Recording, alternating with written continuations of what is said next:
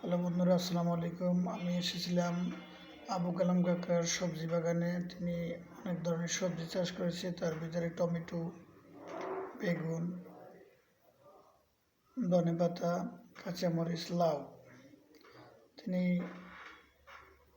এখানে সবজি চাষ করে টমেটো প্রায় 10,000 টাকার টমেটো বিক্রি করেছেন এবং বেগুন, লাউ মোটামুটি সে 30-40 হাজার টাকা বিক্রি করেছেন এবং প্রত্যেক বছরই সে এই ধরনের সবজি দিয়ে থাকে। দেখেন এই টমেটোগুলো অনেক বড় ধরনের হয়েছে এবং খুবই ভালো।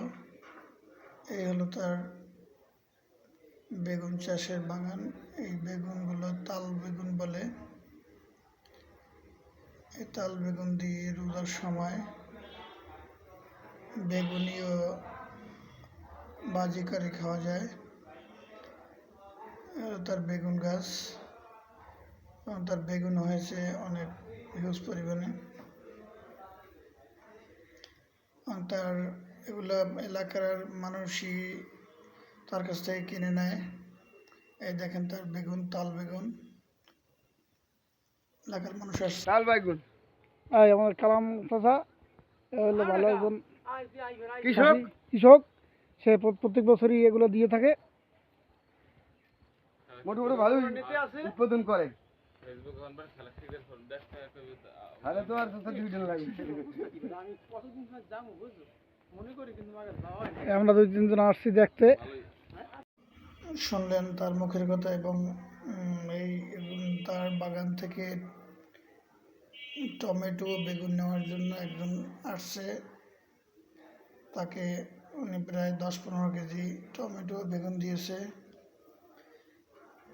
এই দেখেন এই হলো তার সবজি বাগান এবং সে অনেক পরিশ্রমী। এই দেখেন এখানে এই হলো তার লাউ ক্ষেত। এই বিভিন্ন ধরনের বড় বড় লাউ হয়েছে।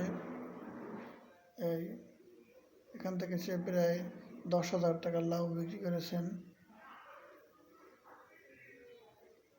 এবার যাব আমরা ধনিয়া পাতা। এই হলো তার ধনিয়া পাতা অনেকে বিক্রি হয়ে গেছে। এর পাশে হলো মরিচ ক্ষেত। মরিচ তেমন ওঠে না এখন পর্যন্ত, বৃষ্টি না হলে মরিচ উঠবে না। এ হলো তাদের ক্ষেতের সর্বমোট। আর নয় কথা কালকে